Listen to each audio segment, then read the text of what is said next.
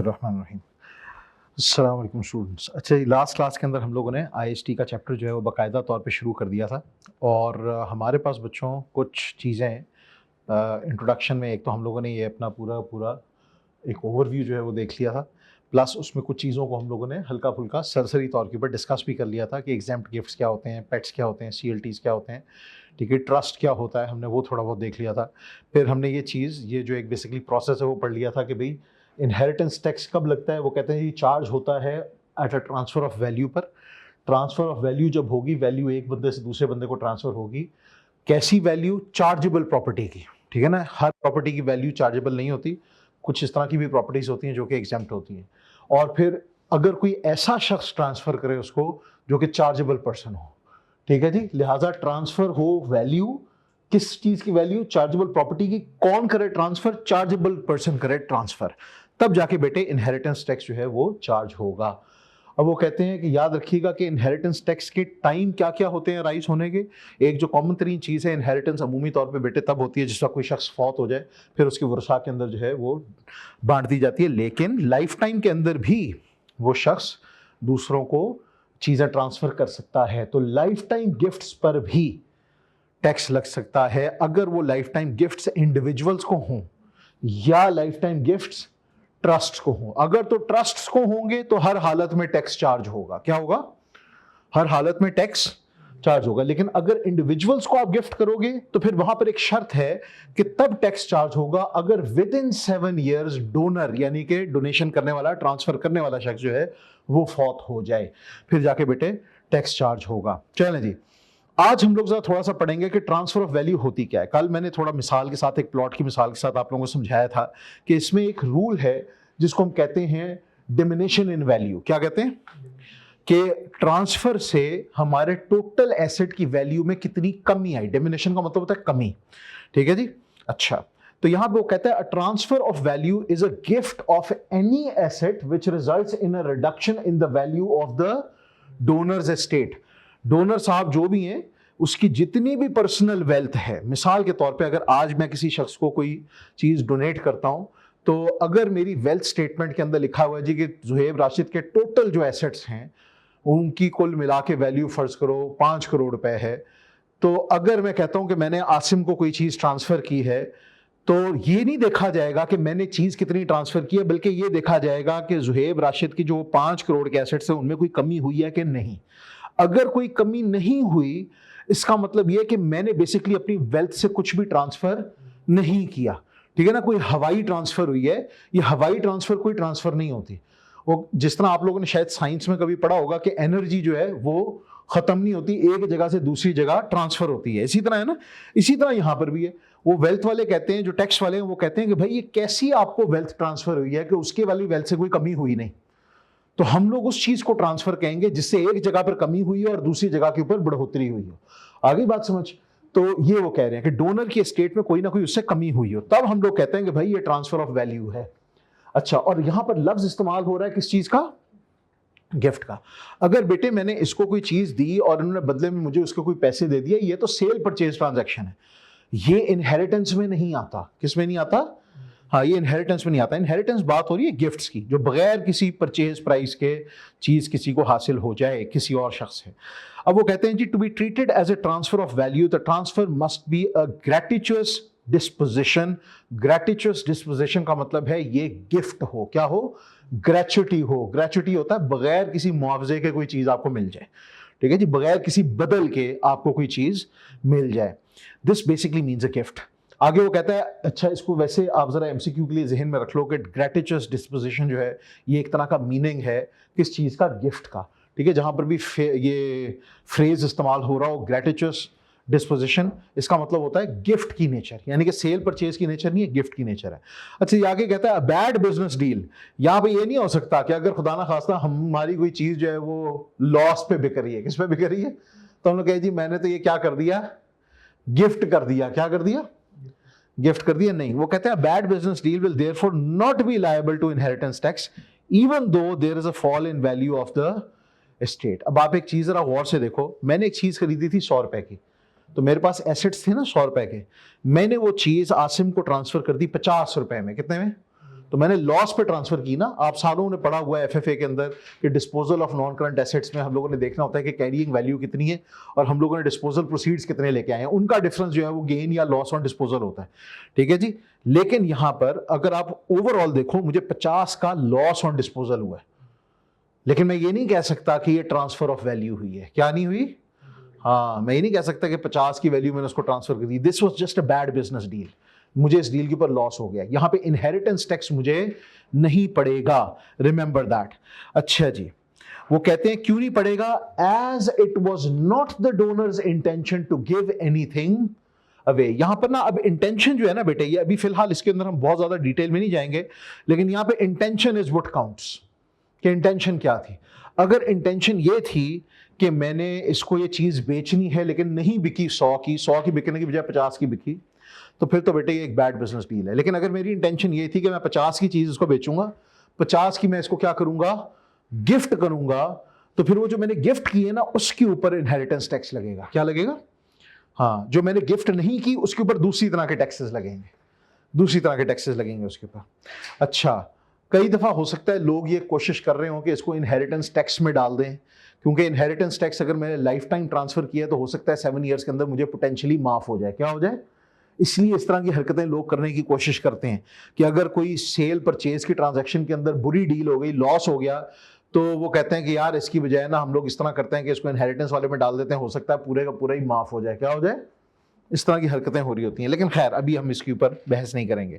आपको बस अभी ये जहन में रखना है, गिफ्ट होगा तो उस पर इनहेरिटेंस टैक्स है, अगर वैसे नॉर्मल सेल परचेज है उसके ऊपर इनहेरिटेंस टैक्स नहीं है।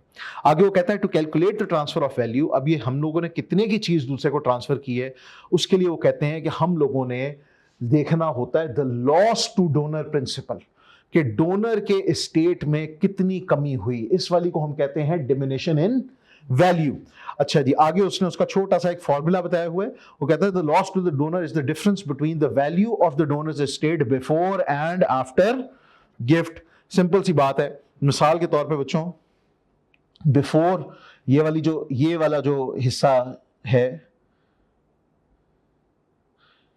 ड्रॉ के अंदर, भाई क्या हो गया? लिख नहीं रहा, क्यों नहीं लिख रहा यार?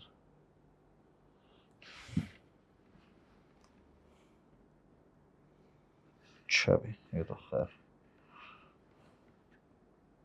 हाँ जी सॉरी, ये वाला जो हिस्सा है ना बच्चों, इसमें मिसाल के तौर पे अगर हमारी वैल्यू ऑफ एस्टेट जो है वो फर्ज करो होती है $10,000, ये था बिफोर गिफ्ट। ठीक है जी, बिफोर गिफ्ट हमारी $10,000 थी वैल्यू, और आफ्टर गिफ्ट जो थी हम लोगों ने दोबारा से अपनी उसकी वैल्यू लगवाई तो पता चला $7,000 थी। कितनी थी? तो इसका मतलब है कि गिफ्ट करने की वजह से कितने डॉलर्स की कमी हुई? तो हम कहेंगे हमारी ट्रांसफर ऑफ वैल्यू कितनी है? 3,000 है। कई दफ़ा स्टूडेंट्स कहते हैं कि सर ये हम सिंपली उस चीज़ की अलहदा से वैल्यू क्यों नहीं गिन लेते, इस लंबे चक्कर में कान को यहाँ से जाके पकड़ने की क्या ज़रूरत है? तो यहाँ पे मैंने कल आपको एक एग्जांपल दी थी कि कई दफ़ा किसी चीज़ की कमी की वजह से सेट्स में कमी हो जाती है। क्या हो जाती है? कोई सेट ख़राब हो जाए तो टोटल वैल्यू ज़्यादा से कम होती है। मिसाल के तौर पे मैंने एक ईयरिंग्स का सेट खरीदा, 2 कानों में पहनने वाली बालियाँ, उसका सेट खरीदा 2 लाख रुपए के अंदर, वो सेट था 2 लाख का। लेकिन एक ईयरिंग अगर मैंने किसी शख्स को दे दी, तो अब एक बाली अगर मैं बेचने की कोशिश करूंगा ना, तो बाली जो है ना वो सेट नहीं है। क्या नहीं है? तो हो सकता है कि मैं कहूँगा जी अगर 2 लाख की थी तो एक 1 लाख की होनी चाहिए। हो सकता है कि कोई भी शख्स मेरे से 1 लाख की खरीदने के लिए तैयार ना हो। मैं किसी के पास जाता हूँ, यार आप कितने की खरीदे? वो कहते हैं देखें ये सेट तो है नहीं, हम इसको बस ये करेंगे कि इसमें से पत्थर इस्तेमाल कर लेंगे और सोने को पिघला के इस्तेमाल कर लेंगे। ठीक है, तो हम इसके सोने की वैल्यू और पत्थर की वैल्यू दे देंगे, डिज़ाइन की वैल्यू नहीं देंगे, क्योंकि वो तो सेट ही खराब हो गया। सेट तो एक है ही नहीं, एक आपने किधर दी? मैं कहता हूँ एक मैंने फलाने को गिफ्ट में दे दी। तो मैं पूछता हूँ अच्छा कितने आप पैसे दे दोगे? वो कहते हैं जी हम इसके 60,000 दे देंगे। कितने दे देंगे बच्चों? पहले उसकी कितनी वैल्यू थी? हाँ, पहले उसकी थी 2 लाख वैल्यू। बालियों में से एक बाली गिफ्ट करने से पहले उसकी वैल्यू थी बेटे 200,000, और गिफ्ट करने के बाद जो एक बाली बची वो कितने में बिक रही थी मुश्किल से?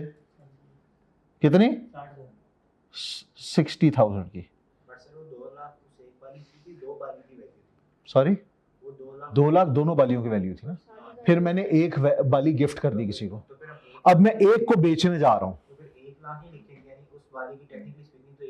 वही तो मैं आपको बता रहा हूँ, वो टेक्निकली स्पीकिंग है। लेकिन इनहेरिटेंस टैक्स के अंदर हम ये नहीं देखते कि उसकी वैल्यू कितनी थी। इनहेरिटेंस टैक्स में हम ये देखते हैं जो बचा है ना उसकी वैल्यू कितनी है। जो बचा है उसकी वैल्यू कितनी है बेटे? 60,000। कितनी है? 60,000। इसका मतलब है टोटल वैल्यू में कमी कितनी हुई है? 2 लाख की जगह हम लाख क्यों नहीं लिखेंगे? क्या लाख क्यों नहीं लिखेंगे? बिफोर गिफ्ट की बात हो रही है। देखो बिफोर गिफ्ट एक बाली की वैल्यू लाख, नहीं एक बाली की वैल्यू नहीं हो रही, टोटल एस्टेट की वैल्यू हो रही है। किसकी? टोटल एस्टेट की बात हो रही है। मेरे पास समझो सारे जहान के अंदर ले दे के 2 बालियां ही थी, तो मेरे एस्टेट की वैल्यू कितनी है? 2 लाख। मैंने उसकी प्राइस जाके बता करी 2 लाख। फिर मैंने एक गिफ्ट कर दी अपनी एक बहन को। अब जाके मैंने पता कराया उस एक बाली की कीमत, होने का भाई ये एक बाली तो वैसे ही नहीं बिकती, ठीक है, इसका तो सोने की और उसकी जो पत्थर की वैल्यू लगेगी, डिजाइन की वैल्यू नहीं, क्योंकि सेट खराब हो गया। मैं कहता हूँ अच्छा एक अगर मैंने बेचनी हो कितने की बिके? वो कहते हैं जी 60,000 की। तो गिफ्ट करने से पहले कितनी वैल्यू थी मेरे एसेट्स की? 2 लाख। गिफ्ट करने के बाद कितने की बची? 60,000। इसका मतलब वो गिफ्ट करने के बाद कितने से मेरी वैल्यू कम हुई है? 1 लाख। इसका मतलब है मैं कहूंगा कि भाई जो मेरी पहली बहन है ना, उसको जो मैंने ट्रांसफर किए ना पैसे, वो बाली, उसकी वैल्यू कितनी थी? हाँ, ये इनहेरिटेंस टैक्स का असूल है। किसका असूल है? सॉरी, एक ट्रांसफर की बात हो रही है। वो उसका मसला है बेटे। अब वो जाके बाहर बेचना चाहेगी ना, वो भी 60 की बिकेगी। कितने की बिकेगी? आ रही है बात समझ? हम उस पर नहीं पढ़ रहे। पूछो किधर? इधर 1,40,000 ही होगी। वी डोंट केयर कि उन दोनों की मार्केट वैल्यू बाहर जाकर क्या है, ठीक है जी। हमें तो देखना है सबसे पहले बिफोर में टोटल की वैल्यू और एंड पे जो बच गया उसकी वैल्यू। इसी तरह मेरे पास फर्ज करो, मैं आपको एग्जांपल दे रहा हूं, वो प्लॉट था 10 कनाल का प्लॉट, जिसकी वैल्यू थी फर्ज करो 10 करोड़ रुपए। कितनी थी? 10 कनाल का प्लॉट, उसकी वैल्यू कितनी थी? मैंने उसका जो सड़क के वाला हिस्सा था ना, 5 कनाल का, वो मैंने बेच दिया। अब आपका क्या ख्याल है कि वो सेम का बिकेगा? नहीं, उसकी वैल्यू और है। मैं क्या कहता हूं, मैं सड़क वाला हिस्सा जो है 5 कनाल वाला, वो एक बहन को गिफ्ट कर देता हूं, और बाकी का जो पिछला वाला है वो उस वाली बहन सबको गिफ्ट कर देता हूं जिसके साथ आजकल मेरी बातशात अच्छी नहीं हो रही। ये बराबरी होगी? मैं कह रहा हूँ देखो जी मैंने तो 5-5 कनाल ही बेटे आप दोनों को दिया है। तो वो क्या कहेगी? वो कहेगी आपने पहली वाली बहन को क्या दिया है? ज्यादा महंगा। कैसे यार 5 कनाल का दिया? वो कहेगी आप मुझे एक बात बताएं, ये 5 कनाल बड़ी बहन को गिफ्ट करने के बाद वो जो बाकी का 5 कनाल पिछली वाली जमीन पड़ी हुई थी सड़क से दूर, उसकी वैल्यू कितनी रह गई? मैं कहता हूं 10 करोड़ की 10 कनाल थे, इसका मतलब है कि 5 करोड़ के 5 कनाल होंगे। वो कहती नहीं, मार्केट में जाके पता कराएं कि जिस वक्त आपने वो फ्रंट वाले 5 कनाल बड़ी बहन को गिफ्ट कर दिए तो खाली पिछले वाले 5 कनाल की अलहदा से कितनी वैल्यू है, तो वो पता चलता है 1 करोड़ है। कितनी है? हाँ। तो पहली को जब मैंने गिफ्ट किया तो उस ट्रांसफर की वैल्यू कितनी थी? 9 करोड़। कितनी थी? ये समझना बहुत इंपॉर्टेंट है। तो आईएसटी वाले इस असूल को क्यों यूं रखते हैं? क्योंकि ताकि इनहेरिटेंस के अंदर कई तरह की ज्यादतियां ना हो। क्या ना हो? हाँ, वरना इनहेरिटेंस के अंदर आप लोग इस तरह की हरकतें कर करके कहोगे जी हमने तो बराबर बांट दिया। बराबर नहीं है। कई इस तरह के एसेट्स होते हैं जो कई और तरह के एसेट्स के साथ कॉम्प्लीमेंट्री होते हैं। क्या होते हैं? कॉम्प्लीमेंट्री होते हैं। अगर आप उस हिस्से को उस एसेट से निकाल दो ना तो उसकी वैल्यू एकदम से गिर जाती है, एकदम से गिर जाती है। बिल्कुल वैसे ही जिस तरह अगर आप मैं आपको एग्जांपल देता हूं कि चलता हुआ एसी है, उस चलते हुए एसी के अंदर से जो है ना आप उसकी ओरिजिनल कंप्रेसर या उसकी ग्रिल निकाल देते हो। हाँ जी, अब इसकी क्या वैल्यू है? टोटल एसी की वैल्यू फर्ज करो 2.25 लाख रुपए है। एग्जांपल दे रहा हूं मैं आपको। आपने चलती हुई ग्रिल निकाल दी, ग्रिल निकाल दी। अब आप कहते हो जी अब कितनी वैल्यू है? वो कहते हैं जी ये जी 50,000 रुपए का। कितने का? क्योंकि चल नहीं रहा भाई, ओरिजिनल ग्रिल निकल गई है, कंप्रेसर निकल गया। वैसे जाके आप पता करते हो कि कंप्रेसर और ग्रिल कितने की है, तो वो पता चलता है जी कि लाख रुपए के मिल जाते हैं। कितने के मिल जाते हैं?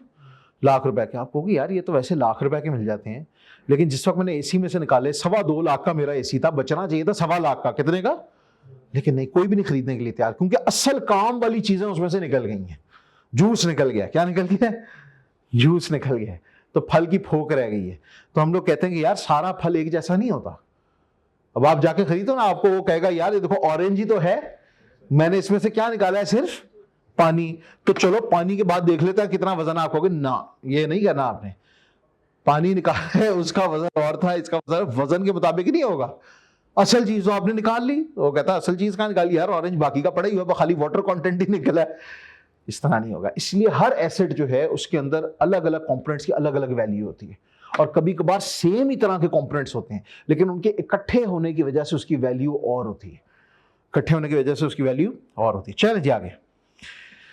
हाँ जी, वो कहते हैं the loss to the donor is usually the open market value of the asset gifted. एक चीज आप लोग जहन में रखो, अमूमी तौर पे मैं आपको बता रहा हूं, अमूमी तौर पे अगर आप इंसाफ रखते हुए किसी को कोई गिफ्ट करोगे ना, तो अमूमी तौर पे जो ओपन मार्केट वैल्यू है ना, वही आपका लॉस टू डोनर भी होगा, वही डिमिनिशन इन वैल्यू भी होगी। क्या होगी? जिस तरह वो कहा था ना सर, एक की वैल्यू 1 लाख है तो दूसरे की, लेकिन कई दफा मैंने आपको कहा कि एक चीज को गिफ्ट कर देने से जो बाकी की चीजें बचती हैं उनकी वैल्यू क्या हो जाती है? गिर जाती है इन टोटल। इसको हम कहते हैं कि इकट्ठे होने की वजह से उनकी सिनर्जी इफेक्ट होता है। क्या होता है? सिनर्जी इफेक्ट होता है। मैं आपको इसकी एक बड़ी अजीब सी मिसाल दे रहा हूं। आप लोगों को शायद याद होगा, कंसोलिडेशन पढ़ाते हुए मैंने आप लोगों को एक चीज बताई थी कि जो कंट्रोलिंग शेयर्स होते हैं, क्या होते हैं? कंट्रोलिंग शेयर्स होते हैं, उनकी वैल्यू बड़ी डिफरेंट होती है। वो 1-2% जो आपको 50% से ऊपर ले जाएगा, उसकी वैल्यू एट टाइम्स बहुत ज्यादा लग रही होती है। बंदा कहता है कि यार इसमें क्या ऐसा कोई बड़ी बात है। मिसाल के तौर पे आज से कुछ अर्सा पहले, 2-3 साल पहले, एक सोलर कंपनी थी जिसका हम एक सौदा करवाना चाह रहे थे।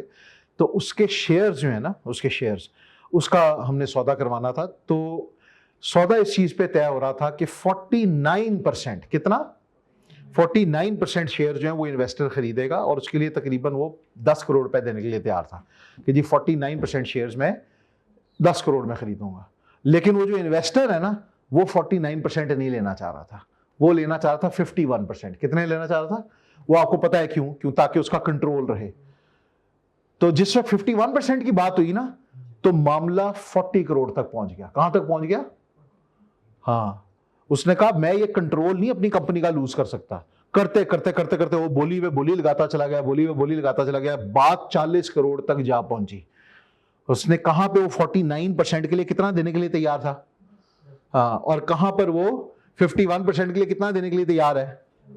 यानी कि वो जो बंदा जिसके पास 51% था ना, वो अपने उस 2% की वैल्यू 30 करोड़ लगा रहा था। कितनी लगा रहा था? वो कह रहा था अभी मेरे पास जो 51% है और तुम्हारे पास जो 49% है, मेरे इस 51% की वैल्यू इस वक्त 60 करोड़ है, सॉरी 40 करोड़ है। कितनी है?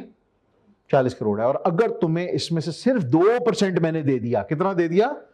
2% मैंने और दे दिया, तो मेरे पिछले वाले की वैल्यू सिर्फ 10 करोड़ रह जाएगी। कितनी रह जाएगी? कितनी वियर्ड बात है।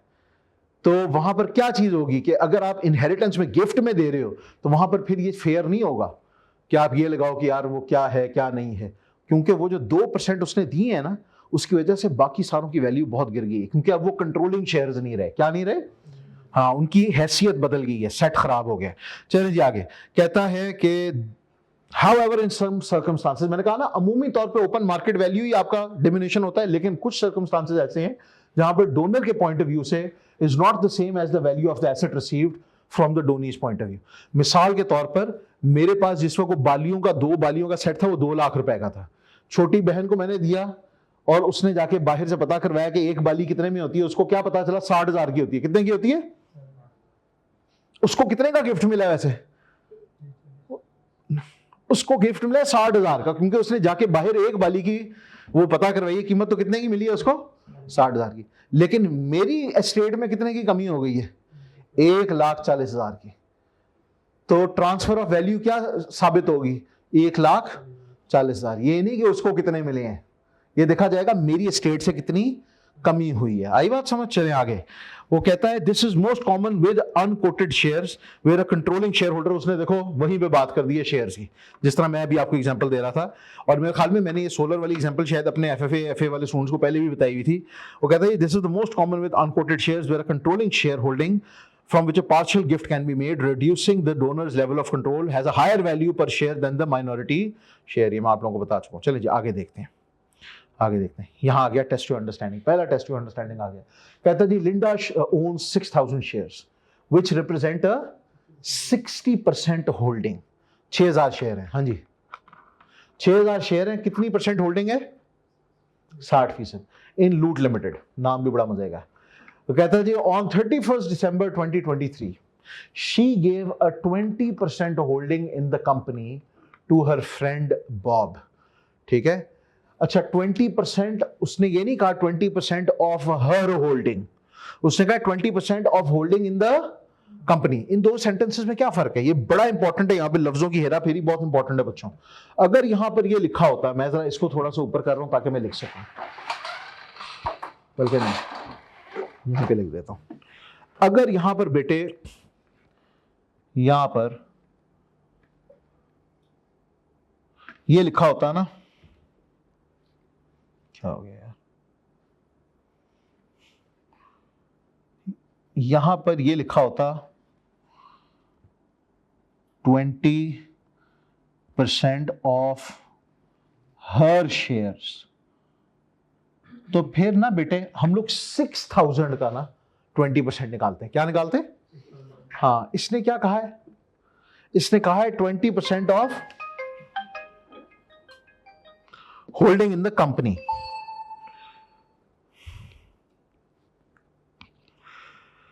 लिंडा के पास कितने शेयर्स हैं? 6000। ये 6000 कंपनी का कितना परसेंट बनते हैं, यानी कि कंपनी के टोटल नंबर ऑफ शेयर्स कितने होंगे? 10,000। कितने होंगे? ना बेटे, 6000 जो है is equal to 60% of the entire thing. तो इसको 0.6 से डिवाइड करो, कितना बनता है? 10,000 ही बनता है, 10,000 बनता है। इसका मतलब है कंपनी के टोटल शेयर्स कितने हैं, और इसने कंपनी के शेयर्स का 20% कितना किसको गिफ्ट किया है? बॉब को गिफ्ट कर दिया है, ठीक है ना, हर फ्रेंड बॉब। तो अपने 6000 में से इसने कितने दे दिए भाई? 2000। कितने? उनके 10,000 का 20% कितना बनता है? फिर से पढ़ते हैं भाई इस चीज को, जो बच्चे कंफ्यूज हो रहे हैं। यहां पे लिखा हुआ है लिंडा ओन्स कितने शेयर्स बेटो? 6000 शेयर्स, विच रिप्रेजेंट कितना?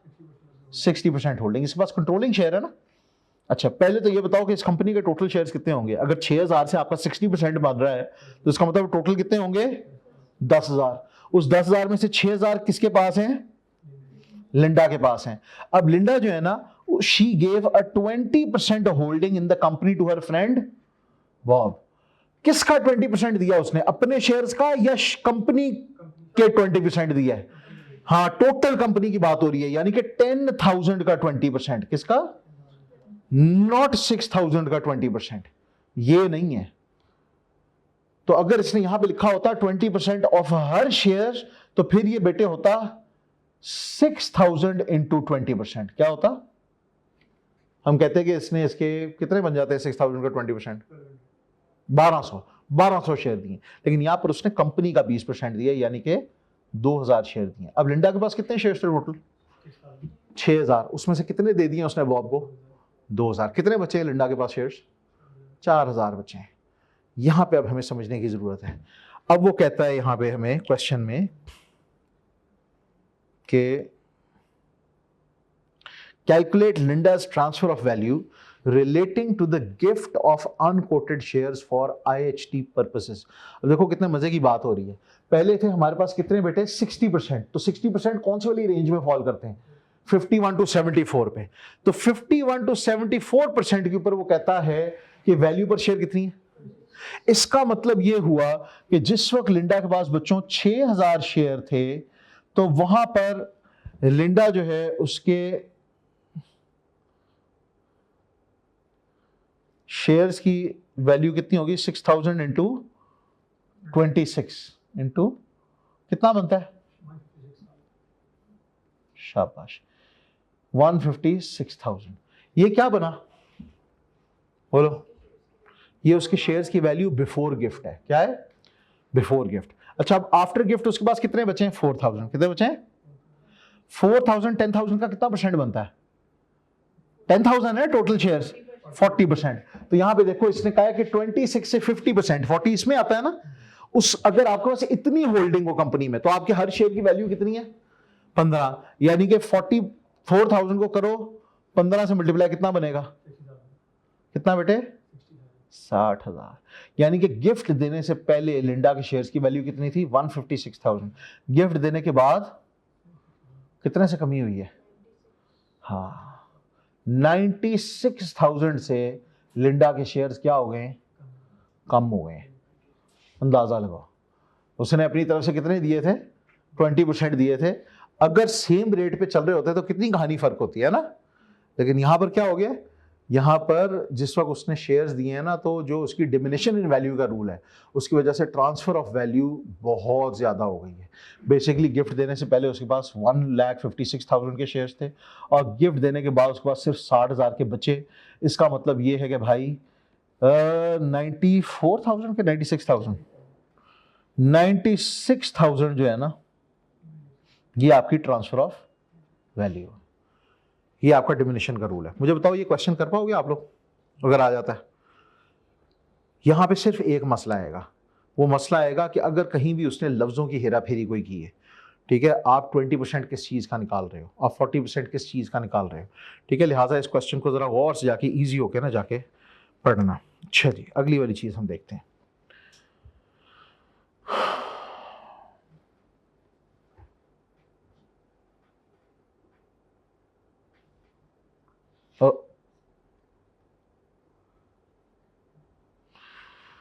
अच्छा जी,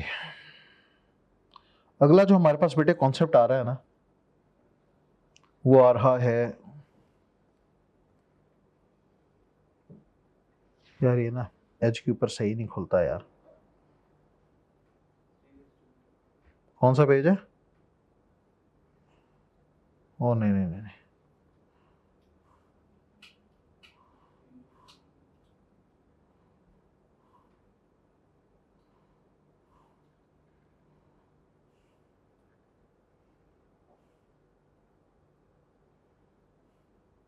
यहाँ पे। अच्छा जी, अब हम लोग कॉन्सेप्ट पढ़ने जा रहे हैं। अभी आपको समझ आ गई है ट्रांसफर ऑफ वैल्यू की। हमने क्या डेफिनेशन पढ़ी थी आईएसटी की, कि आईएसटी कब चार्जेबल होता है? जब ट्रांसफर ऑफ वैल्यू हो by a chargeable person of a chargeable property. तो अभी हम लोग उसका जो थर्ड वाला एलिमेंट है ना, वो पढ़ने जा रहे हैं। पहले हमने नंबर 1 वाला एलिमेंट पढ़ लिया कि ट्रांसफर ऑफ वैल्यू क्या होती है, ठीक है जी। अब सेकंड वाली चीज हम लोग पढ़ने जा रहे हैं, चार्जेबल पर्सन कौन होता है, ठीक है, by chargeable person of a chargeable property. अब ये थर्ड एलिमेंट जो है वो बेसिकली वो कहता है chargeable person for the purposes of the TX examination will always be an individual. जब इंडिविजुअल किसी को बेटे ट्रांसफर करेगा, क्या करेगा? इंडिविजुअल किसी को ट्रांसफर करेगा तो वो होता है chargeable person. All individuals are potentially liable to IHT. An individual who is domiciled in the UK is liable to inheritance tax on worldwide assets. अब ये समझना बहुत इंपॉर्टेंट है। सबसे पहले उसने लफ्ज इस्तेमाल किया है कि IHT किस पे पड़ता है भाई? इंडिविजुअल्स पे। यानी कि अगर फौतगी के बाद किसी ट्रस्ट ने आपके किसी बेनिफिशियरी को या किसी शख्स के बेनिफिशियरीज को कोई चीज ट्रांसफर की, तो ट्रस्ट पे IHT नहीं पड़ेगा। हाँ, अलबत्ता जब आपने ट्रस्ट को किया था ना ट्रांसफर, तो उस पर बढ़ेगा, क्योंकि आप इंडिविजुअल हो। ट्रांसफर करने वाले पे आईएसटी पड़ता है। इसीलिए लोग कई दफा ट्रस्ट में डाल देते हैं चीजें, ताकि डेथ टैक्स से बच जाएं। किससे बच जाएं? जिस वक्त फौत होगा शख्स, तब भी तो टैक्स पड़ सकता है ना, तो उस वाले टैक्स पे बच जाए, क्योंकि ट्रस्ट इंडिविजुअल नहीं है। क्या नहीं है? ट्रस्ट इंडिविजुअल नहीं है। तो पहली बात यह है कि कंपनीज अगर कोई चीज किसी को गिफ्ट करें तो उस पर कोई आईएसटी नहीं है, ठीक है ना। कोई ट्रस्ट किसी को कोई चीज गिफ्ट करे तो उस पर कोई आईएसटी नहीं है। सिर्फ अगर कोई इंडिविजुअल, एक आम इंसान, वो किसी को कोई चीज गिफ्ट करता है, उस पर आईएसटी पड़ सकता है। और वो कह रहे हैं all individuals are potentially liable to IHT. पहले इसने ये आपको जनरल रूल दिया कि सब इंडिविजुअल्स पे आईएसटी लग सकता है। वो ये नहीं कह रहा है कि लगता ही लगता है, कहता है लग सकता है। लेकिन आगे उसने एक बड़ी अजीब किस्म की एक्सेप्शन बताई है। वो इंडिविजुअल जो डोमिसाइल्ड है इन द यूके, डोमिसाइल्ड का मतलब होता है उसकी जो मेन रेजिडेंस है, उसकी जो मेन डोमिसाइल है, उसका जो मेन ओरिजिन है वो इंग्लैंड का, उसकी नेशनैलिटी है, उसकी वहां की सिटीजनशिप है, एक्टिव रेजिडेंट है, डोमिसाइल वहां का है, ठीक है। अगर कोई भी शख्स पूछता है भाई आप कहाँ के शहरी हो, कहता है इंग्लैंड का हूं। कहाँ के आप बेसिकली पैदावार हो, कहता है जी इंग्लैंड का हूं। कहाँ का डोमिसाइल, आप कहाँ के बेसिकली सिटीजन हो, कहता है जी इंग्लैंड का हूं। इसको हम कहते हैं इंग्लैंड का डोमिसाइल है। उसके भाई दुनिया में जहां मर्जी कोई एसेट्स हो और जहां मर्जी वो कोई चीज ट्रांसफर करे, जहां मर्जी दुनिया में भाग जाए वो, ठीक है ना, उसको इंग्लैंड का आईएचटी पे करना पड़ेगा।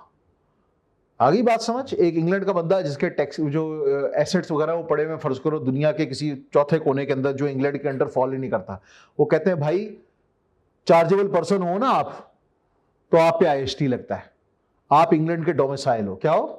यूके के डोमिसाइल हो आप, यूके के डोमिसाइल पर्सन पे वर्ल्ड वाइड एसेट्स के ऊपर क्या पड़ेगा, आईएसटी चार्ज होगा, लगेगा। अच्छा जी, लेकिन अगर कोई ट्रस्ट था, वो किसी को कोई चीज ट्रांसफर कर रहा था, तो उस पर आईएसटी नहीं लगेगा। लेकिन अगर एक इंडिविजुअल ट्रस्ट को ट्रांसफर कर रहा है, तो इंडिविजुअल कर रहा है ना transfer, individuals are chargeable persons, बस याद रख लो।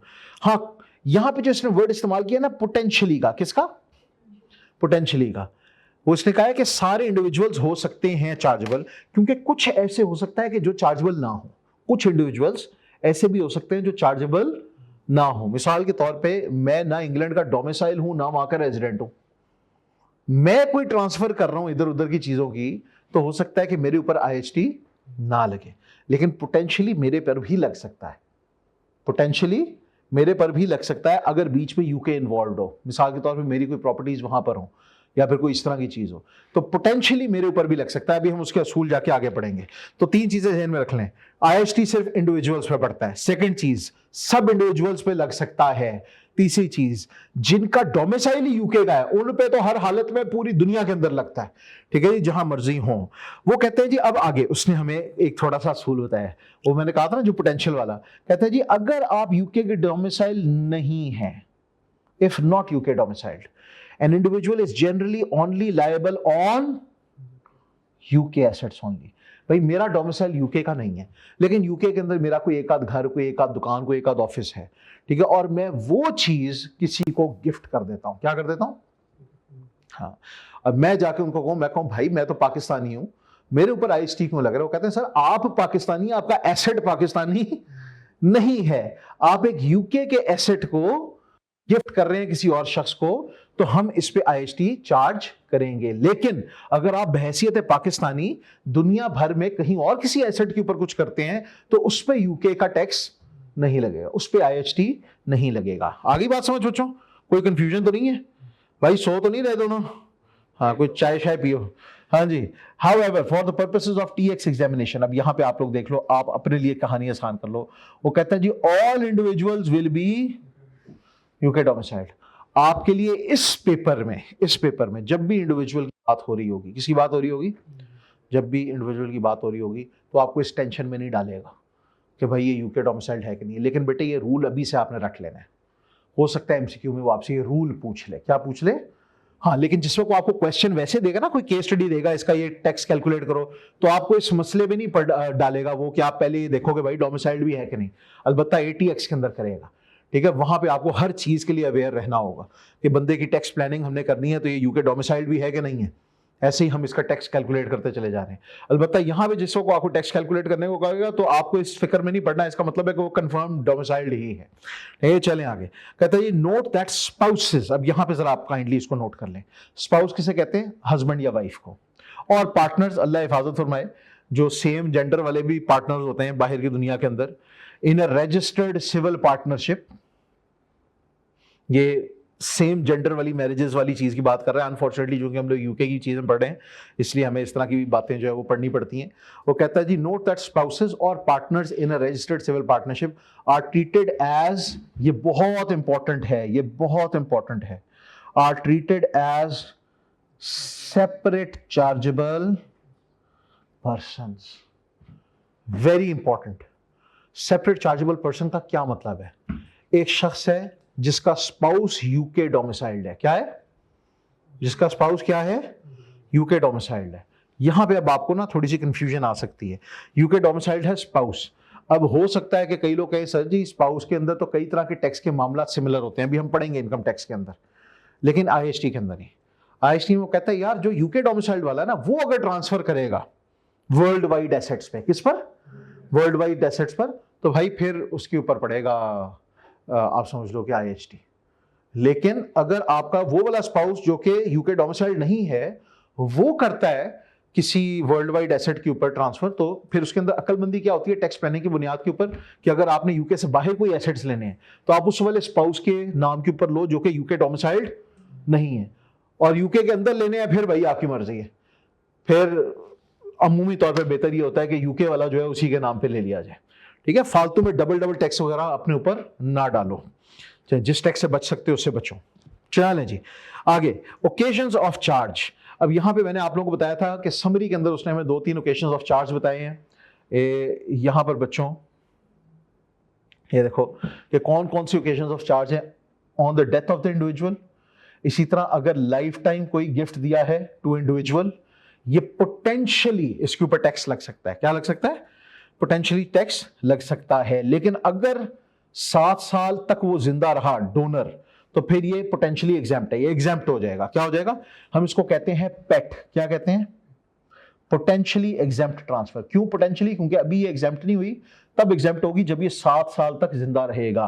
और ये जो होता है कि अगर आपका कोई भी शख्स लाइफ टाइम के अंदर किसी ट्रस्ट को कोई चीज ट्रांसफर कर दे, तो वो बेटे चार्जेबल लाइफ टाइम ट्रांसफर होती है। क्या होती है? हाँ, उसके अंदर हम 7 साल का इंतजार नहीं कर रहे। उसने जिस दिन ट्रस्ट को ट्रांसफर किया उसी वक्त वो चीज क्या हो गई? चार्जेबल हो गई। अलबत्ता अगर किसी इंडिविजुअल ने किसी इंडिविजुअल को ट्रांसफर किया तो फिर वो पोटेंशियली क्या है? एग्जैम्प्ट है। चलें अब यहां पे जरा हम इसके ऊपर आ जाएं, डिटेल पढ़ना शुरू करते हैं। ओकेजन्स ऑफ चार्ज क्या कहता है जी? The main charge to IST arises on death of an individual. Main charge की बात हो रही है। किसकी बात हो रही है बच्चों? मेन चार्ज कब होगा? मेन चार्ज होगा on the death of the individual. इसका कलर कोई और रखें भाई, क्या हो गया? हाँ, ओ अभी उस वाले चक्कर में ना पड़ो, बहुत आगे निकल रहे हो तुम। एलिमोनी, हाँ क्यों भाई? कितनी शादियां की हुई हैं तुमने यूके में? उसके ऊपर टैक्स पड़ता है। Relax, alimony is something else. ठीक है ना, वो डिवोर्स वगैरह के केसेस हैं, वो और चीजें। हाँ वो और है। अभी उस वाले चक्कर में ना पड़ो। जो सीढ़ियां जिन जिन सीढ़ियों पे हो 50 सीढ़ियां चढ़नी है, एक एक करके चढ़ो।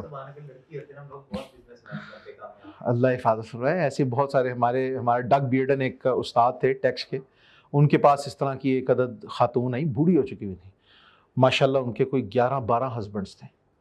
ठीक है ना, हर हस्बैंड जो है वो 1.5 साल के बाद फौत हो जाता था। और वो जो खातून है ना, वो इनहेरिटेंस लंबी होती थी, लंबी इनहेरिटेंस होती थी। वो उनकी इनहेरिटेंस की क्लाइंट थी। हर दफा वो कहते थे बीबी तू ना लाइफ टाइम ट्रांसफर ही करा लिया कर, तेरी मेहरबानी, इसका फायदा कोई नहीं, या ट्रस्ट खोल लो। वो ट्रस्ट खुलवाने आती थी आमतौर पे।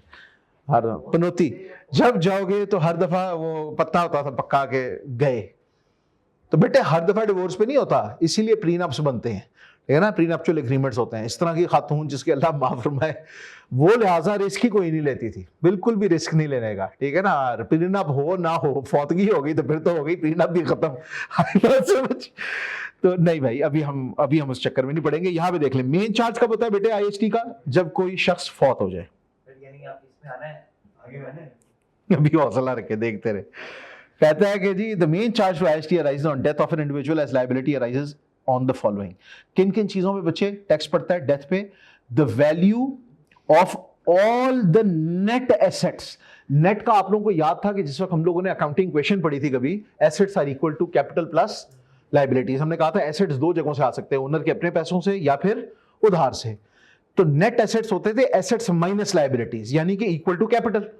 तो नेट एसेट्स का मतलब है जो ओनर के अपने एसेट्स हों, यानी कि आफ्टर लायबिलिटीज। बंदे के पास जायदादों के अंबार हैं लेकिन बैंक से लोन लेके बनाई हुई है। ठीक है, तो भाई पहले बैंक के लोन उतारें उसकी जायदाद के विरासत से, फिर जो बचेगा वो होगा उसका नेट एसेट। क्या होगा? हाँ, तो बात हो रही है value of all net assets की in the individual's estate at the date of death. वो कहते हैं जी any lifetime gifts made in the 7 years before death. Death पे 2 चीजों के ऊपर टैक्स पड़ेगा भाई, इधर देख लें काइंडली। डेथ पे 2 चीजों पर टैक्स पड़ेगा। एक तो जितने भी नेट एसेट्स हैं इन द इंडिविजुअल्स एस्टेट, और उसके अलावा लाइफ टाइम में भी तो उसने किए थे ना कई तरह के ट्रांसफर।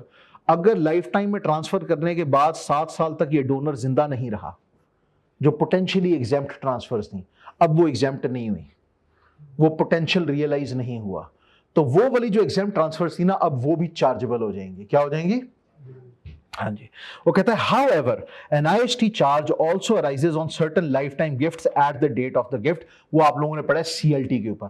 वो कहता है कि एक तो डेथ पे मेन चार्जेस होते हैं, लेकिन लाइफ टाइम में भी अगर आप ट्रस्ट्स के पास कोई चीज ट्रांसफर करो, किसको करो? हाँ, कोई भी इंडिविजुअल किसी ट्रस्ट में कोई भी ट्रांसफर करेगा तो वो उसी वक्त उस पर फिर मौत का इंतजार नहीं होगा। उसी वक्त वो क्या हो जाएगा, चार्ज हो जाएगा। उसको हम कहते हैं चार्जेबल लाइफ टाइम ट्रांसफर। वो एक ही तरह की होती है। अगर आप ट्रस्ट में अपने कोई गिफ्ट दे दो फिर है, और ट्रस्ट के बारे में हम लोगों ने डिटेल में पढ़ लिया था। चलो जी, अब यहां पे उसने आपको बताया कुछ इस तरह के ट्रांसफर हैं बेटे जो एग्जेम्प्ट हैं। एग्जेम्प्ट का मतलब हो सकता है वो बंदा ही चार्जेबल ना हो, क्या ना हो, बंदा ही चार्जेबल ना हो, या फिर वो जो प्रॉपर्टी है वो चार्जेबल ना हो। आगे बात समझ, कुछ भी हो सकता है। या फिर ट्रांसफर ऑफ वैल्यू ही कोई ना हो, वह भी हवाई किस्म की चीज थी, तो एग्जेम्प्ट गिफ्ट है। अभी हम लोग बाद में उसको देखते हैं। पोटेंशियली एग्जेम्प्ट कौन सी है, कि जो आप किसी इंडिविजुअल को गिफ्ट करते हो। किसको करते हो, during your life time, during your life time, not death, during somebody's life time. अगर कोई शख्स किसी दूसरे इंडिविजुअल को गिफ्ट करे तो उसको हम हमेशा क्या कहेंगे, पेट कहेंगे। पोटेंशियली एग्जेम्प्ट है भाई, लेकिन शर्त क्या है, it can become chargeable if the donor dies within 7 years of gift. तो शर्त यह है कि भाई 7 साल तक जिंदा। हाँ जी, और कोई भी ऐसी ट्रांसफर जो आप किसी ट्रस्ट को करो, किसको करो, वो उसी वक्त इमीडिएटली क्या होती है, चार्जेबल होती है। अब यहां पे आके आप कहोगे सर वो तो उसी वक्त चार्ज हो गई, तो कहानी खत्म नहीं। वो कहते हैं जिंदा हालत में भी टैक्स और ऑल्सो ऑन डेथ, मरने के बाद भी नहीं छोड़ेंगे। हाँ, तो अब यहां पे आपको बड़ा क्लेवर होना पड़ेगा इस चीज में कि हमें क्या करना है और क्या नहीं करना है। इनके कई तरह के टैक्सेस इस तरह के हैं। जो ये वाला CLT है, क्या है, लाइफ टाइम में भी चार्ज होगा और मरने के बाद भी चार्ज होगा। कितना होगा वो अभी हम देखते हैं, आगे देखो। एग्जैक्टली बिल्कुल ऐसे ही रोने हर किसी को, हमें भी ऐसे ही रोना है। पहले कमाना शुरू कर दो, बाद में टैक्स का रोना। किधर है हम, पोटेंशियली एग्जेम्प्ट में क्या है, पोटेंशियली एग्जेम्प्ट में लाइफ टाइम में बेटे कोई टैक्स नहीं है, लेकिन खुदा ना खास्ता अगर 7 years में कोई फौत हो गया तो फिर होगा। आपको आपके दिमाग में चीज आ रही होगी कि सर हम ट्रस्ट में ट्रांसफर ही क्यों कर रहे हैं जब लाइफ टाइम में भी लग रहा है टैक्स और मरने के बाद भी लग रहा है टैक्स, तो ट्रांसफर करें ही ना ट्रस्ट में। हम लोग किसको करें, इंडिविजुअल को दे दें, डायरेक्टली अपने बच्चों को दे दें। तो मैंने कल आपको एक सिचुएशन समझाई थी कि जहां पर बच्चे अभी इस काबिल है नहीं कि वो उस चीज को संभाल सकते हो, तो इसलिए आप बीच में बोर्ड ऑफ ट्रस्टीज डालते हो। ठीक है जी, तो ये सारा का सारा काम जो है वो बहरहाल मजबूरी का नाम शुक्रिया है। अब जरा नीचे वाला जो टेबल है ना बच्चों, ये आप लोगों की बुक में इंतहाई इंपॉर्टेंट है। ये टेबल आपको उसकी एक समरी दे रहा है। एग्जाम ट्रांसफर्स में क्या क्या कुछ है, वो कहता है जी गिफ्ट और transfer that is specifically deemed to be exempt, वो भी आगे तफसील दे रहा है। और एग्जाम ट्रांसफर जो हैं उसकी ड्यूरिंग लाइफ टाइम, और चाहे बंदा फौत हो जाए, एग्जेम्प्ट हमेशा क्या रहेगा, एग्जेम्प्ट ही रहेगा। एग्जेम्प्ट ट्रांसफर ना लाइफ टाइम के दौरान चार्ज होगा उस पर टैक्स, ना ही बेटे फौत होने के बाद उसके ऊपर कोई टैक्स चार्ज होगा।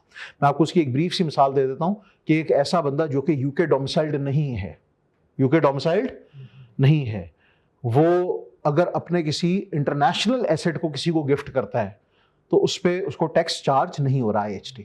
ठीक है, वो एग्जेम्प्ट है क्योंकि वो तो यूके डोमिसाइल्ड ही नहीं है। उसको सिर्फ टैक्स तब चार्ज होगा अगर वो यूके वाले एसेट को करता है, और वो भी अगर पोटेंशियली एग्जेम्प्ट ना हो बल्कि CLT हो। क्या हो, पोटेंशियली एग्जेम्प्ट है तो फिर अगली शर्त अप्लाई होगी कि 7 साल तक जिंदा रहता है या नहीं, और अगर जिंदा रह जाता है तो ये भी क्या हो जाएगा, एग्जेम्प्ट। अब आगे बात समझ, तो अब बातें पोटेंशियली एग्जेम्प्ट के ऊपर। A gift by an individual to another individual, lifetime में कोई टैक्स है नहीं, लेकिन अगर 7 years के अंदर अंदर, वो कहते हैं इफ डोनर लिव्स 7 years, 7 साल जिंदा रह जाता है, फिर डेथ के ऊपर भी बेटे कोई टैक्स नहीं है, इट बिकम्स एग्जेम्प्ट। लेकिन अगर खुदा ना खास्ता वो 7 years के अंदर फौत हो जाता है, then PET becomes chargeable on death for the first time, पहली दफा। CLT में क्या है, CLT के बेटे इन दोनों के अलावा जो भी चीजें हैं वो क्या हैं, CLTs हैं, क्या है। लेकिन आप लोगों के पेपर के लिए आप लोगों ने अभी जहन में रखना है कि CLT हम उस वाली ट्रांसफर को कहते हैं जो आप किसी ट्रस्ट को कर रहे हो। किसको कर रहे हो, हाँ, वरना बेटे जो चीज पेट नहीं है और जो चीज एग्जेम्प्ट नहीं है वो क्या है, चार्जेबल लाइफ टाइम ट्रांसफर है। मसला है कि बंदा 7 साल से पहले मार जाता है, इसकी लॉजिक है, बता रहे हैं इसके अंदर कई तरह की लॉजिक्स हैं, लेकिन उसमें एक सबसे मेजर लॉजिक ये है कि अगर आपने अपने लाइफ टाइम ही के अंदर किसी शख्स को कोई चीज ट्रांसफर कर दी, क्यों की होगी, क्यों की होगी, इसलिए की होगी क्योंकि वो आपके काम की नहीं रही। आ रही है ना बात समझ। तो अगर काम की नहीं रही और आप उसको लेके ही बैठे रहे हो अपने पास, तो इसका मतलब है आपने इकोनॉमी से उस एसेट को निकाल लिया है। ना आप उसको इस्तेमाल करके इकोनॉमी में कोई ग्रोथ कर रहे हो, और ना ही आपने वो किसी और को दी है चीज ताकि वो उसको इस्तेमाल करके इकोनॉमी में ग्रोथ करते हैं। आप उसके ऊपर सवार होकर बैठ गए हो सांप की तरह, ना खुद इस्तेमाल कर रहे हो ना किसी को इस्तेमाल करने दे रहे हो। तो वहां पर अगर वो चीज आपके पास रह जाए डेथ स्टेट में, तो फिर उस पर ठीक ठाक किस्म का टैक्स चार्ज होता है, ठीक है ना, ठीक ठाक किस्म का तगड़ा किस्म का टैक्स चार्ज होता है। लेकिन अगर आप अपनी लाइफ टाइम में उसको दे देते हो तो 6-7 साल एक इस तरह का टाइम पीरियड होता है, इसमें कोई ना कोई बिजनेस स्टैब्लिश हो जाता है, ठीक है। तो इकोनॉमी के अंदर वो एक तरह का कंट्रीब्यूटिंग पार्ट बन जाता है। बाकी मैं आपको इतना बता दूं कि टैक्स ह्यूमन मेड लॉ है। क्या है? मैन मेड लॉ है। कहीं भी इसमें बेटे कोई हर वक्त हिकमत का होना जरूरी नहीं है, ठीक है ना। कहीं भी हुकूमत का लालच भी हो सकता है, कहीं पे कोई ना कोई अवाम से रेवेन्यू निकालने का तरीका भी हो सकता है। वरना क्या होना था कि वो पैसा इकोनॉमी में आना था और मुल्क की इकोनॉमी वैसे ही ग्रो कर जानी थी ना, पैसा आ चुका था इकोनॉमी के अंदर। इस तरह वो क्या कहते हैं, वो कहते हैं कि यार तुम्हारे से हम इस तरह से निकाल के इकोनॉमी के अंदर डाल रहे हैं। हाँ जी बेटे, आपने कोई क्वेश्चन पूछना? भी कुछ नहीं हो सकता, फिर उसकी डेथ स्टेट में आएगा ना, उसकी डेथ स्टेट में तो आएगा ना। हाँ, तो फिर वहां से वो लूट लेंगे उससे 40%, 40% बढ़ेगा टैक्स, इतना मैं आपको बता दूं। तो कहीं ना कहीं से, और हुकूमत मल्टीपल दफा लेती है। आपके ख्याल में जो हम इनहेरिट कर रहे हैं वो हमारे बाप दादा ने भी तो हो सकता है इनहेरिट ही किया हो, उनके बाप दादा ने भी इनहेरिट किया हो। इंग्लैंड अभी से तो नहीं है ना बेटे, सैकड़ों सालों से है, और तब से बेटे इसके अंदर टैक्सेस भी हैं। तो यस, कई इस तरह के टैक्सेस हैं जो हुकूमत मल्टीपल टाइम्स चार्ज करती है, मल्टीपल टाइम्स, अनफॉर्चुनेटली। चलें जी, बहरहाल आगे चलें, किधर है अब? यहाँ पे वो कहता है जी सीएलटीज की अगर बात करें तो यहाँ पर वो कहता है कि कोई डेफिनेशन नहीं है, लेकिन मैं आपको वैसे बता देता हूँ कि अगर आप कोई इंडिविजुअल किसी ट्रस्ट को दे देता है कोई चीज़, तो वो सीएलटी होगा। तो रेजिडल कैटेगरी हम इसको कहते हैं। वो कहते हैं gift which is not exempt और पेट, वो कहते हैं for the tax examination CLT will be gift into a, आपके लिए उसने आसानी कर दी है। कहते हैं आपके पेपर के लिए सीएलटी सिर्फ क्या होगा, वो वाला गिफ्ट जो आपने किसको दिया है, ट्रस्ट को दिया, उसके अलावा नहीं कुछ भी। अच्छा जी, आगे वो कहता है जी कि क्या लाइफ के अंदर इसके ऊपर कोई आईएसटी है? यस, वो कहता है IST calculated using the life time rates of tax. अब अगर कोई शख्स 7 साल जिंदा रह जाए, अगर कोई शख्स 7 साल, यहां पे अब आपको समझने की जरूरत है, गौर से सुनो सारे, 7 साल जिंदा रह जाए तो फिर क्या होगा? No further IHT. और अगर 7 साल नहीं जिंदा रह पाया तो फिर क्या होगा? Possibly extra IST calculated using the death rates of tax. अब यहां पे ना मैं आपको एक बड़ी मजे की बात बताता हूं। जिस वक्त लाइफ टाइम में चार्ज होता है ना सीएलटी, भाई सारे गौर से सुन लो, लाइफ टाइम में चार्ज होता है ना सीएलटी, वो आमतौर पर 20% होता है। कितना होता है? हाँ, तो देखो आप एक गैम्बल ले रहे हो, मैं लाइफ टाइम में ट्रस्ट के अंदर ट्रांसफर कर देता हूं और हो कितना खाली दूंगा? 20% टैक्स, और 7 साल जिंदा रह गया तो क्या होगा?